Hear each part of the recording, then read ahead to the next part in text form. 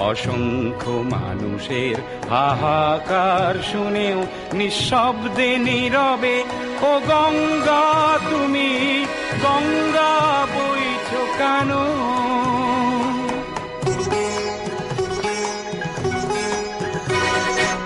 নৈতিকতার স্খলন দেখেও মানবতার পতন দেখেও নির্লজ্জ অলস ভাবে বইছো কেন?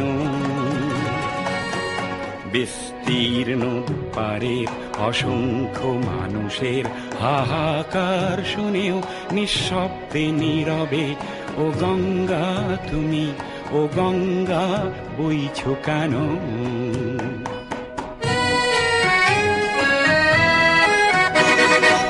জ্ঞানবিহীন নিরক্ষরের খাদ্যবিহীন নাগরিক